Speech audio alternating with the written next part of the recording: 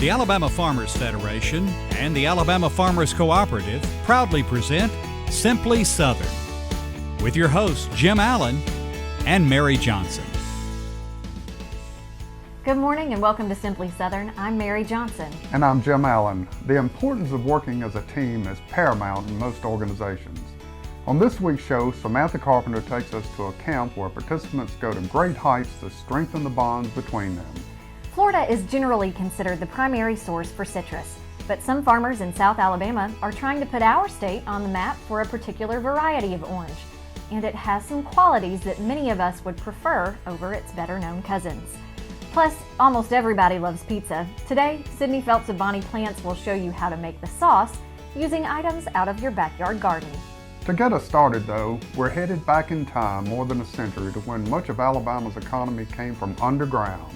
Men risk their lives daily in the search for coal to provide for their families. We're digging around in the Alabama Mining Museum when Simply Southern continues. There's no such thing as downtime when you own a farm. This is your land. You tend it and try to get the most from it, no matter the weather or time of day. It's been that way for generations. And for generations, your local quality co-op store has been there for you, with a full range of agriculture supplies and services, from feed to fertilizer, seed to grain storage, and the right hardware for any application. You'll always find what you need, plus friendly, knowledgeable advice at your local quality co-op store. There's one near you.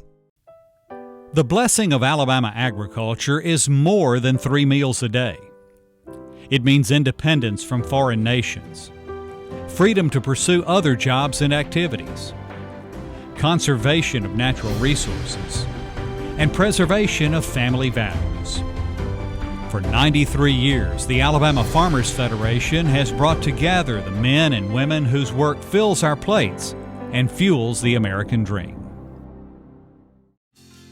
For nearly 50 years, the electric cooperatives of Alabama have been giving young people an opportunity to visit our nation's capital, where they learn about the value of electric cooperatives and the importance of grassroots advocacy. Top students join with thousands of others touring monuments, landmarks, and meeting with their congressional delegation. The Rural Electric Youth Tour program, just one more way the electric cooperatives of Alabama are investing in the future of our state.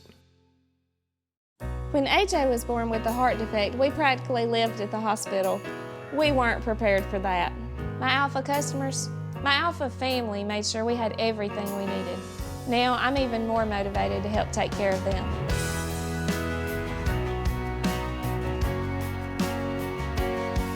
Who I am fits what I do. I am Alpha. For the best agents in the business, call Alpha. Coal once was a mainstay of Alabama's economy. From the late 1800s up through the mid-20th century, cities and towns grew up around the coal mines, driving a growing iron and steel industry. The town of Dora in Walker County is celebrating this economic and cultural heritage with the state's only official mining museum. If you think your job is tough, imagine how these guys must have felt. But for many small towns like Dora, mining coal was just how you made ends meet.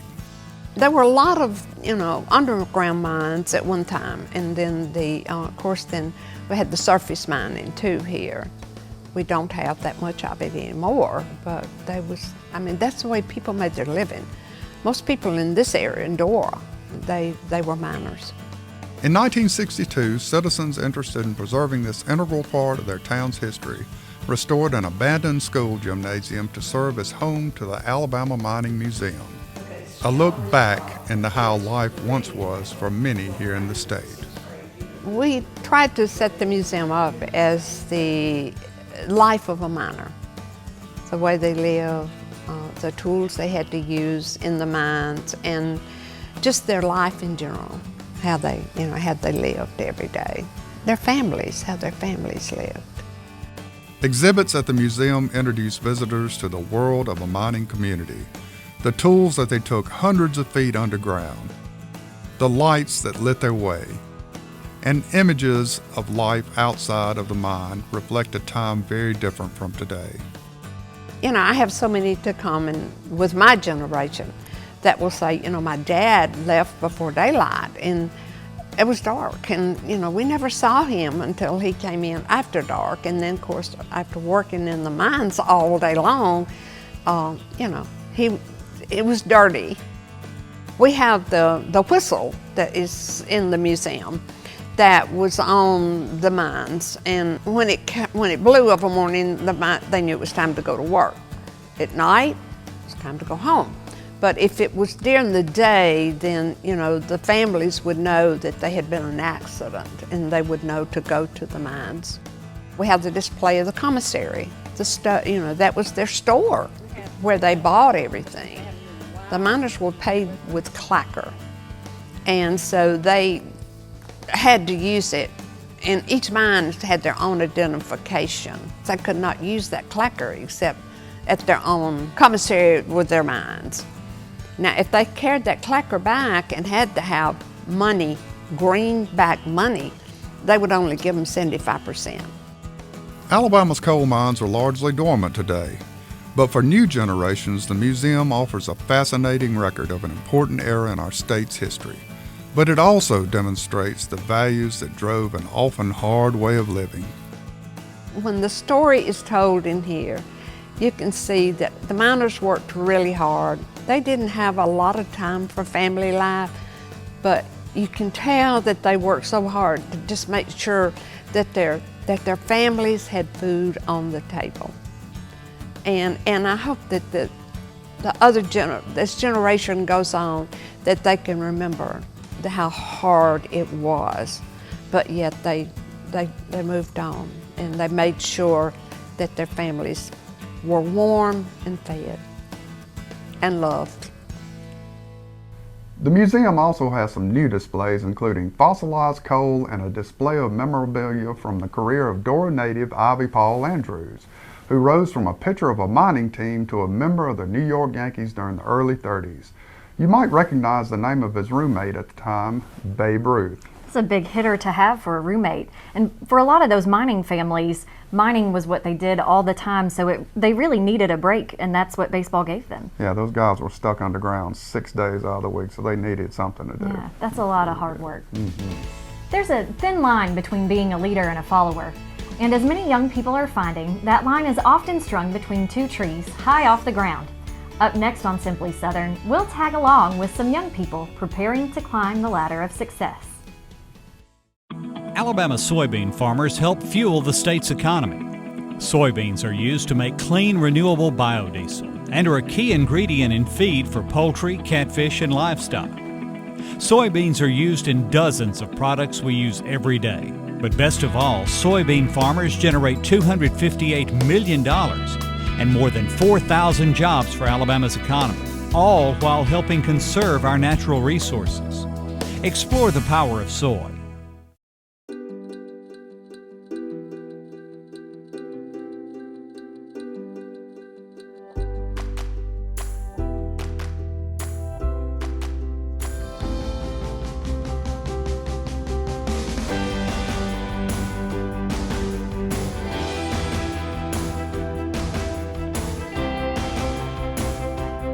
Brought to you by the Alabama Beef Checkoff Program. Fire up the grills. Beef, it's what's for dinner.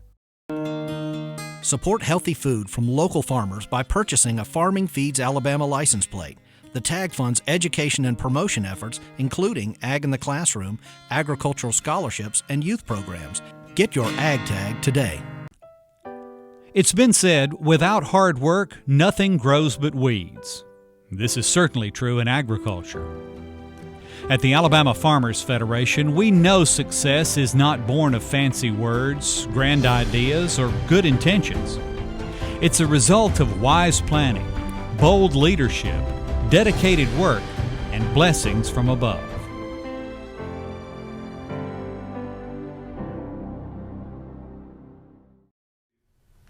Leadership and teamwork are skills we use throughout our lives. At school, on the job, or even at play, it's incredible what we can accomplish when working together. Samantha Carpenter joins a group of ROTC students this week at Butter and Egg Adventures in Pike County, where learning these skills can be a lot of fun. Looks pretty intense, doesn't it? Don't worry, it's just laser tag. one of many activities available at Butter and Egg Adventures, an outdoor recreation facility in Troy. We have 22 zip lines, about 30 elements in the trees. We have a climbing wall, giant swing. We do canoeing, pedal boating, fishing. I had the opportunity to tag along with an ROTC group from Brewer High School in North Alabama for a pretty intense couple of hours of climbing, swinging,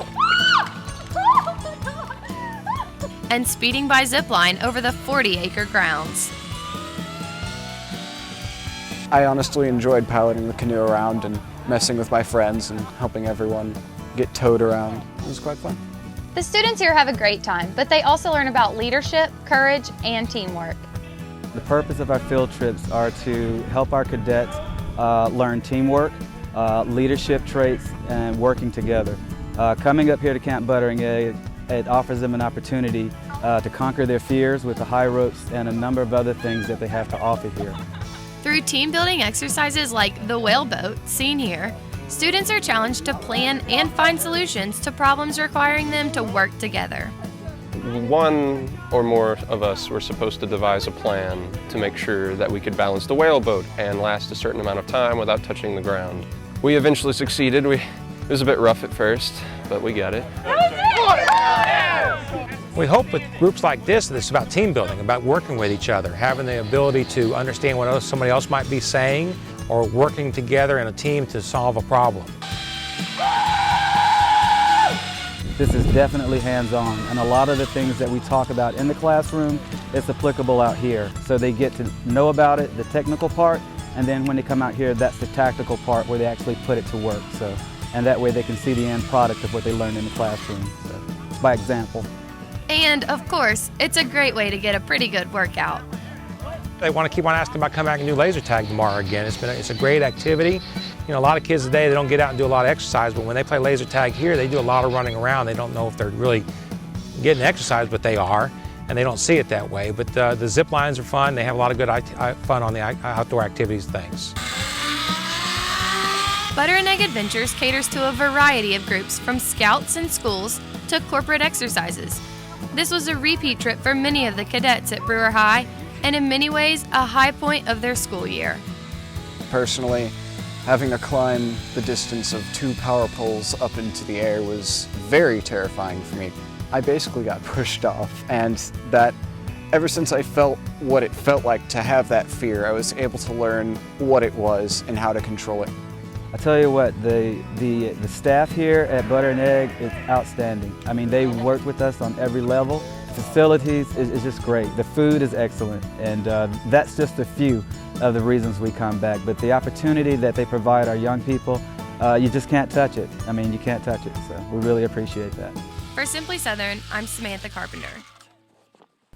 Ron and his wife, Susan, started Butter and Egg Adventures initially as a training facility for baseball. And you know, it's a very unique name, Butter and Egg Adventures, but they took it from the name of the road, Butter and Egg Road. Well, I thought we were going to have to rename that segment The Rise and Fall of Samantha Carpenter. Right, yes. She has some lungs on her. I didn't know that was in her. Doesn't she?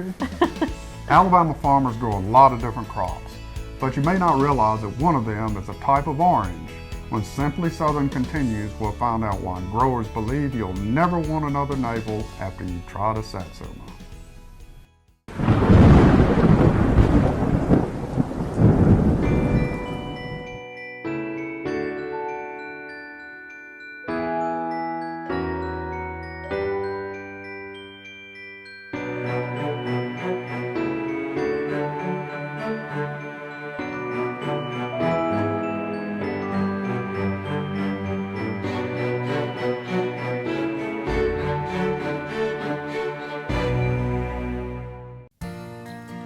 Alabama wheat and feed grain farmers grow food, fuel, and freedom.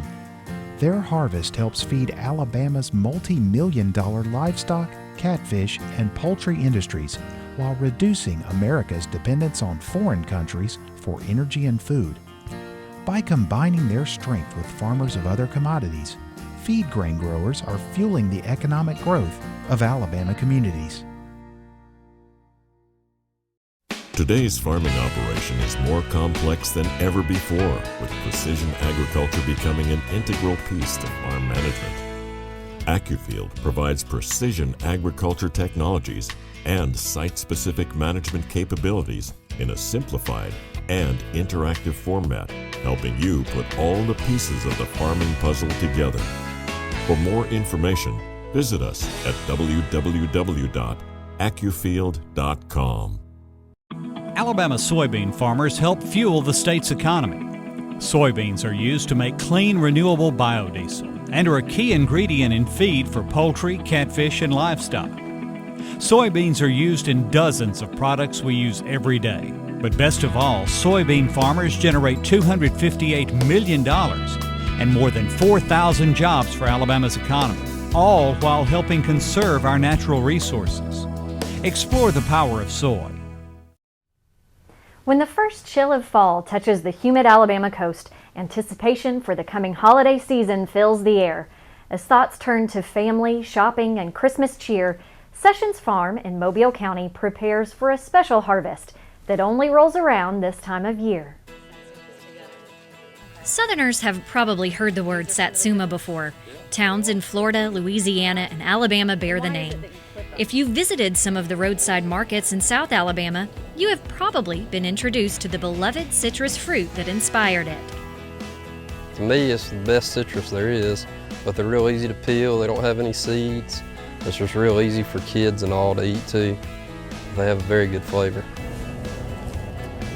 That is really easy to peel. You can see how easy that peel just folds right off of that. Satsumas take their name from a province in Japan, which introduced the fruit to this country in the late 19th century. Popular for its easy-to-peel skin and sweet seedless flesh, they were once a traditional fixture during the holidays, earning the nickname Christmas orange. In recent years, however, challenges growing the delicate citrus have made the fruit scarcer. They kind of froze out and they're starting to come back, starting to become familiar again. It's a forgotten fruit. A lot of people don't even know what they are, and they live right here in the community. Satsumas are just one of several crops produced at the Sessions Farm in Grand Bay, and they have played an important part in helping revitalize orchards in the area. We've always had a few in the yards, just something to have to eat. And then probably about 15, maybe 18 years ago, we actually started putting in some orchards and started out with 200 or 300 trees. And since then, we have planted probably 300 trees a year. Growing these fruit can be very challenging. Severe fluctuations in weather can quickly damage crops. The Sessions have put the diversity of their farm to work to protect their trees, growing them underneath the boughs of pecan orchards to guard against the cold. Satsumas are very delicate. They take a lot of care, and the cold weather is real hard on them. So we use frost protection, but sometimes that still doesn't do good enough. And the pecan trees give a little more heat, a little more warmth to it, and it helps keep the foliage on them. The Sessions Farm distributes their satsumas throughout Alabama and along the coast, from Louisiana to Florida. They also participate in the Farm to School program, selling fruit to schools across the state. As far as I know, they'll go to every schoolhouse in the state. What we'll do, we'll ship them out to a couple distribution centers across the state, and from there they'll go out in smaller quantities to each schoolhouse. And from what I understand, it takes about 4 trailer loads for one lunch serving. So that's a lot of satsumas. That's a lot of fruit going out. Yeah. In many respects, satsumas are a lot of work compared to other crops produced on the Sessions Farm.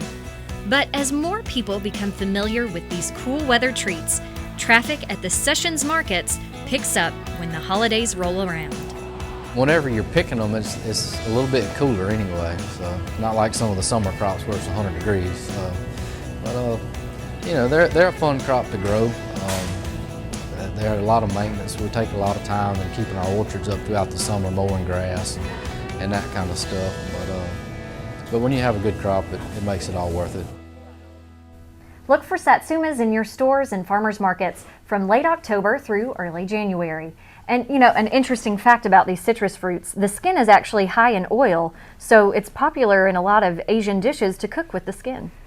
And you folks might have noticed that when they took the fruit from the tree that they cut it off, and that's to keep from pulling the core out of the satsuma. That's right, and you can keep it for a lot longer. You can refrigerate it as long as it's intact. That's right.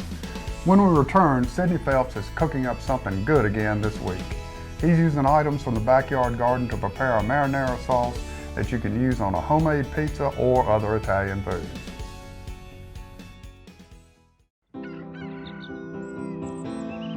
I'm just like my customers. I work hard and I play hard. I also help my dad on the farm when I can.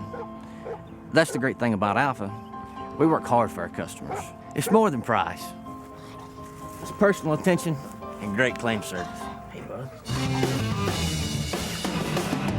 For the best agents in the business, call Alpha. What one thing can you say about your local quality co-op store? You can trust us. You get what you need for your farm, for your lawn and garden, and the safest products for your pets.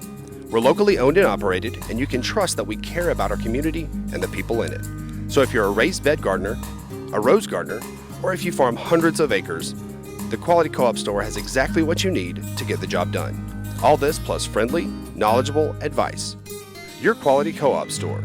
There's one near you. Support healthy food from local farmers by purchasing a Farming Feeds Alabama license plate. The tag funds education and promotion efforts, including Ag in the Classroom, agricultural scholarships, and youth programs. Get your Ag tag today.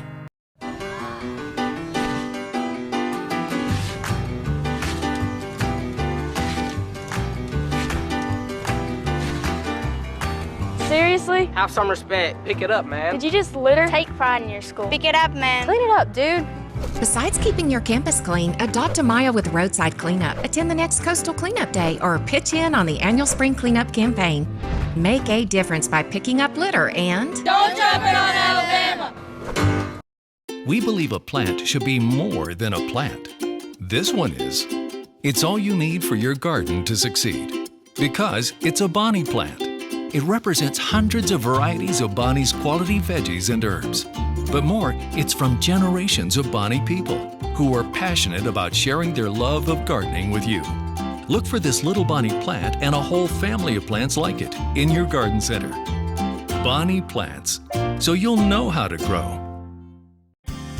Hey folks, Sidney Phelps with Bonnie Plants here. Now today we're working on a homemade from scratch marinara sauce. This goes great with your pastas, pizzas, anything that you've got going on. Now, I've got some onions already chopped up here, so I'm gonna open up my canister here. And I've got some plum tomatoes, the Juliets, the Roma grapes. They're already in here starting to sweat out, and I'll show you what we're gonna do with those here in just a minute. But first off, I wanna add my onion in here. So we've got a half of a sweet onion that is diced up and sliced. So we're gonna throw this on in here and get this sauce started. Now, doing sauces from scratch can definitely take some time. I mean, this is something that the more time you give it, the better it's gonna be. So you really wanna take your time. Put it on low heat, let it simmer, let it work through all of its stuff. But basically what we're working here with, we've got Roma tomatoes. So basically we wanna just quarter them. So we're gonna cut them in half, cut them into a quarter, make sure we got everything in, and just throw them in whole. You know, this is kind of like when you go to the store and get diced tomatoes. This is basically it, but you're starting from the fresh raw standpoint versus pulling them out of a can. So you're gonna need a little bit more than normal, but you're gonna get to that level eventually. So basically we've got, gonna use 4 Roma tomatoes here that we are dicing and quartering. I'm just gonna throw those in there on top of our onions. And then we've got these, the Juliet tomatoes. So this is what you see a lot, the sweet 100s. These are one that pack a real sweet punch anytime you're shopping. But with Bonnie varieties, you're gonna wanna look for the Tammy G grape, the Roma Juliet, or sweet 100. So I'm gonna toss those in there. And basically what happens is that's gonna sweat, the skins are gonna start coming off. You're gonna puree this once it gets down. Now from there, we're gonna add black pepper. This is just regular coarse ground. We're gonna put about 2 tablespoons in there, and that's what we've got measured out. So we've got the black pepper, some coarse sea salt. I like using sea salt over iodized salt. It just seems to have more flavor. That's also 2 tablespoons of that. 2 tablespoons of dried basil. You can use fresh basil. You're gonna have to up what you're looking for as far as the needs, but you know, that's gonna be 2 teaspoons of dried. Dried has a little bit more pungent flavor. This is about a half teaspoon rather, of crushed red pepper flakes. So we're gonna throw those in there. And then we've got garlic. Right here, I've got 2 tablespoons of just a minced garlic. And then what I'm gonna go from here is a garlic clove. So you're gonna do a fresh garlic clove. You've seen before, the easy way to bust the skin on this is just take your hammer, use your knife as a hammer basically, throw it with your hand, and that skin pops off a lot easier. And then we're just gonna throw this in actually whole. Like I said, this is all gonna be pureed in the end. So we're gonna pop that again, throw that in. This is gonna cook, like I said, from anywhere from 2 to 3 hours. Let it simmer. It's gonna come down. You're gonna do a nice puree with it. Run that through your food processor or blender. Once you get there, you add your olive oil. You're gonna wanna add about 4 tablespoons of olive oil, as well as 2 tablespoons of a balsamic vinegar. And then with that, you have a great finished product. We'll show you that here in just a bit. Well, that's it. We put our tomatoes through the process of steeping down with the garlic and all the other ingredients. I threw them into the blender and they're good to go. Now I'm gonna finish out my pizza with some mozzarella cheese and pepperoni. You can make your pizza however you like. Find this recipe more at bonnieplants.com or the Homegrown app with Bonnie Plants. You know, in addition to that homemade marinara sauce, if you have peppers or onions growing in your garden, just cut those up, put them on top of your pizza. You've got a homemade, homegrown pizza. Oh, that's an excellent idea. For more recipes or gardening tips, go to bonnieplants.com. And here's how to get additional information on the other stories we featured this morning. You can find out more about the Alabama Mining Museum from the State Department of Tourism at alabama.travel, or by doing a quick search to find the museum's Facebook page. Facebook is also where to go to get information on the Sessions Farm in Mobile. Satsumas are an important part of their operation, but they have a lot of other locally grown farm products at their brand new farm store. And butterandeggadventures.com will answer all of your questions about the different activities and leadership opportunities offered at the camp near Troy. If you'd like to watch this show again or any of our previous shows, simply visit simplysouthern.tv.net, or you can like our Facebook page to keep up with what we're up to on a more regular basis. We hope you'll join us again next week. We'll take a look at one man's treasure that was created from a whole lot of other men's trash. Plus, we're headed to one of the southernmost points in Alabama to find out about the sea life that inhabits that part of the state. As always, we thank you for tuning in to Simply Southern this week. I'm Mary Johnson. And I'm Jim Allen. We hope you'll join us again next Sunday morning. Satsuma for you? Oh, heck yeah.